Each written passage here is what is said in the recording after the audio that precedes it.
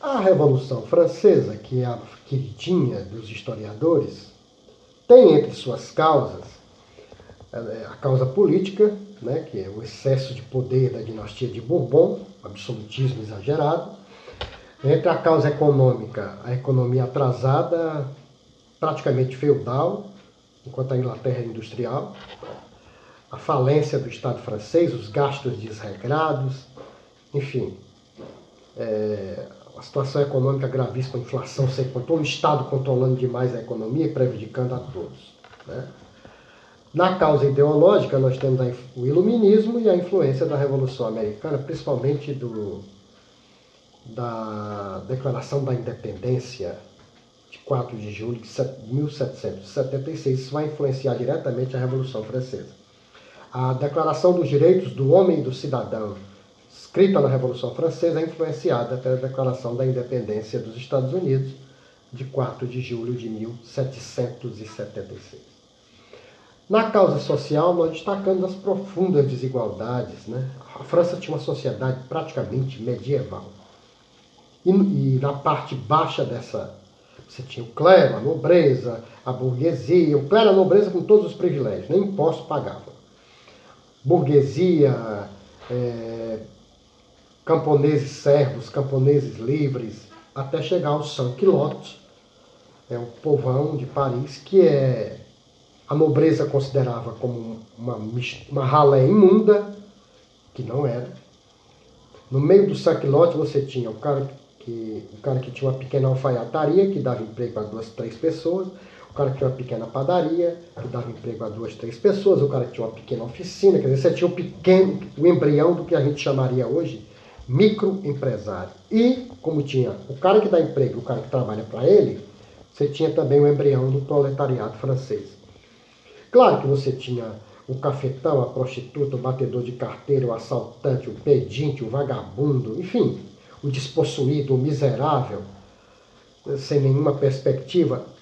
Tudo isso compunha aquilo que a nobreza chamava de sans-culottes. Esses caras não eram idiotas. Eles frequentavam os clubes e cafés de Paris. E os cafés de Paris, nesse tempo, o que menos tinha era café, né? Tinha os gorões. Então eles ficavam ali ouvindo gente da pequena burguesia explicando as ideias do iluminismo, e falando mal da nobreza, e falando de escândalos, muitas vezes inventados sobre a nobreza, escândalos sexuais, escândalos financeiros. Às vezes eram verdadeiros, às vezes eram exagerados, às vezes o cara pega uma historinha desse tamanho e fala, né? O sans-culottes não era idiota. Eles tinham consciência política. Eram fáceis de ser manipulados, porque o povo é. Mas eles tinham consciência de que eles estavam sendo explorados. Né? E o mais estranho é que essa revolta, a Revolução Burguesa, começou com uma revolta da aristocracia. Com o Estado francês falido, a aristocracia soube que o rei havia sido aconselhado a cobrar impostos do clero e da nobreza. Então eles ficaram indignados. Praticamente eles forçaram o rei a convocar a Assembleia dos Estados Gerais, onde o voto era por Estado e não por deputado, para manter os seus privilégios. Né? Como a nobreza e o clero, eram 3 estados dentro da Assembleia: o clero, a nobreza e o povo. O clero e a nobreza tinham 2 votos, um cada um, 2, e o povo só tinha 1. Então tudo que era contra o povo, os 2 se uniam, clero e nobreza, e aprovavam, o povo sempre perdia. Só que desta vez não deu.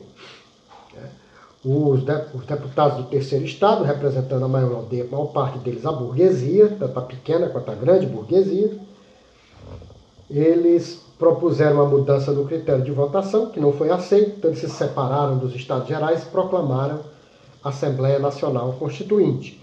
O rei mandou fechar a Assembleia, o povo foi defender os deputados, e o resultado disso, os soldados e o povo e os deputados se unem.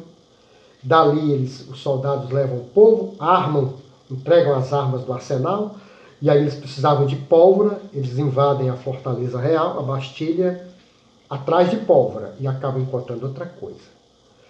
Por quê? Porque quando eles tomam a Bastilha, 14 de julho de 1789, eles estavam ali para pegar a pólvora para usar como munição, porque eles precisavam disso. Só que aquela fortaleza era um símbolo do poder do rei. Quando a notícia se espalha que o povo tomou a fortaleza, isso é um símbolo, quer dizer, o rei não manda mais. O rei não tem mais poder. Acabou. E quando essa notícia se espalha, os camponeses começam a queimar as terras e matar os seus senhores. Chama-se isso de o grande medo. Né? Quer dizer, nesse momento você tem a Revolução Francesa está no seu epicentro de mudança, né? 3 revoltas acontecendo ao mesmo tempo, quer dizer, 3 tornados se uniram formando um super tornado, né? Uma revolução da burguesia escrevendo a lei, a Constituição, uma revolução do povo que tomou o poder real e está armado, marchando para o Palácio do Rei, e uma revolução camponesa, os camponeses livres e servos, apoiados pelos padres pobres da França, né, o baixo clero, matando seus senhores e queimando os castelos e as terras. 3 revoltas ao mesmo tempo, né, por isso tão violento. O rei aceita, para não ser preso e morto pelo povo, queria linchá-lo, aceita a Constituição, implanta-se uma monarquia constitucional que tira o poder do rei, faz o que foi feito na Inglaterra, implanta a igualdade jurídica e acaba com os privilégios feudais, separa o Estado da Igreja, estabelece a Constituição Civil do clero, toma as terras da Igreja, aí o Papa rompe e excomunga todo o governo francês, estabelece a lei que proíbe a greve, olha aí, a burguesia no poder. Estabelece o voto censitário, de novo a burguesia protegendo seus interesses. E faz a declaração dos direitos do homem e do cidadão. Os estrangeiros, notadamente Rússia, Prússia e Áustria, que tinham todos os motivos do mundo para temer a Revolução Francesa, se unem para tentar impedi-la. Porque eles tinham medo, eles eram governantes absolutistas. Se a Revolução Francesa desse certo, fatalmente seria imitada em outros lugares e eles perderiam o seu poder. Então eles se unem. A Inglaterra se une a eles, não porque tivesse medo disto.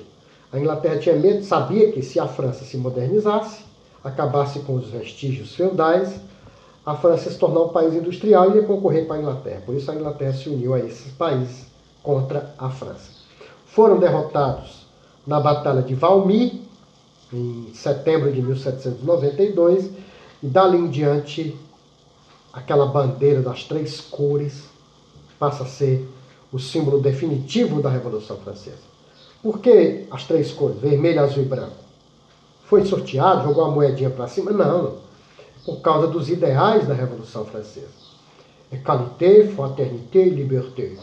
Igualdade, fraternidade e liberdade. A igualdade é branca, a liberdade é azul, a fraternidade é vermelha, as 3 cores da bandeira francesa.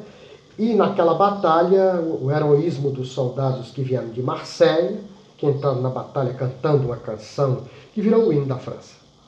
La Marseillaise, a Marselhesa, né? E o rei tinha tentado fugir, foi preso e se implanta a Primeira República. E já veremos como é que esta Primeira República se manifestou. É isso aí.